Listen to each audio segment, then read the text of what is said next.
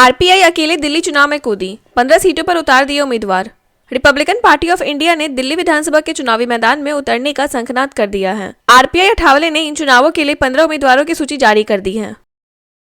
दिल्ली में 2026 करोड़ का घाटा, सीएजी रिपोर्ट पर बीजेपी का वार। बीजेपी ने दिल्ली की आम आदमी पार्टी सरकार पर शराब नीति से जुड़ी सीएजी रिपोर्ट पर हमला बोला। सीएजी रिपोर्ट के मुताबिक शराब नीति से सरकारी खजाने को 2026 करोड़ रुपए का नुकसान हुआ है और इसके क्रियान्वयन में कई खामियां पाई गई हैं। बीजेपी नेता अनुराग ठाकुर ने प्रेस कॉन्फ्रेंस में इसे बड़ा राजकीय घाटा बताते हुए सरकार पर भ्रष्टाचार के आरोप लगाए।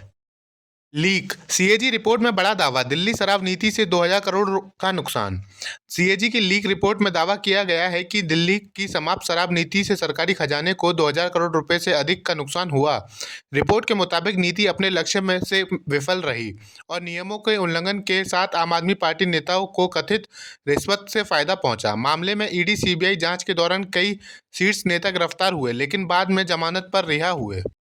बीजेपी बनवा रहे फर्जी वोट, संजय सिंह का बड़ा आरोप। दिल्ली में फर्जी वोटर्स और वोटर लिस्ट को लेकर सियासी संग्राम जारी है। आपके राज्यसभा सांसद संजय सिंह ने बड़ा दावा किया है कि भाजपा के सांसद एवं पूर्व सांसद अपने पते पर फर्जी वोट बनवा रहे हैं। उन्होंने कहा कि भाजपा सांसदों के आवास पर 20 से 35 वोट बनवाने के लिए आवेदन किए गए हैं। लिस्ट में प्रवेश वर्मा, पंकज चौधरी, कमलेश पासवान जैसे सांसदों के नाम हैं। वोटर लिस्ट में गड़बड़ी पर आपकी बीजेपी पर निशाना। आम आदमी पार्टी ने दिल्ली विधानसभा चुनाव से पहले वोटर लिस्ट में गड़बड़ी का आरोप लगाते हुए बीजेपी पर निशाना साधा है।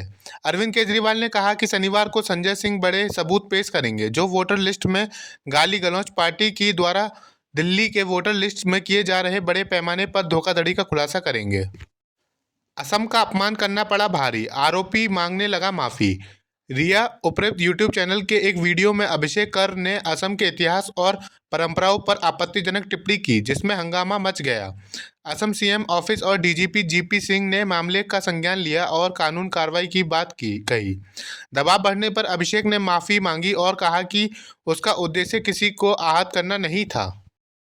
दीपक सेनॉय ने हफ्ते में 100 घंटे काम पर दी राय। कैपिटल माइंड के सीईओ दीपक सेनॉय ने हफ्ते में 100 घंटे काम करने का अनुभव साझा कर कॉर्पोरेट वर्ल्ड में बहस को तेज कर दिया। उन्होंने कहा कि यह ज्यादा तब हुआ जब वह एंटरप्रेन्योर थे। उनका मानना है कि असल में दिन में 4-5 घंटे ही प्रभावी काम होता है। मीटिंग्स को काम में गिनना मुश्किल है। सेनॉय ने कहा कि काम या खेल दोनों में पूरी ऊर्जा लगानी चाहिए।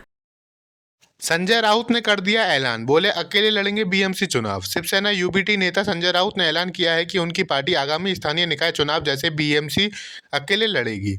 राउत ने कहा कि गठबंधन लोकसभा और विधानसभा चुनावों के लिए है, लेकिन स्थानीय चुनावों में पार्टी अपनी ताकत दिखाएगी।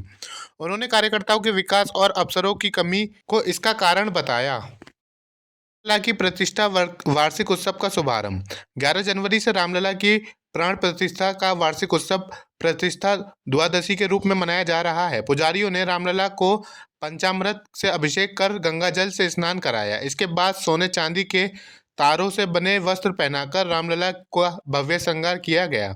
इस आयोजन में भक्त बड़ी संख्या में शामिल हो रहे हैं। सीएम योगी का बड़ा ऐलान, महाकुंभ के लिए प्रदेश भर से चलेंगी विशेष बसें।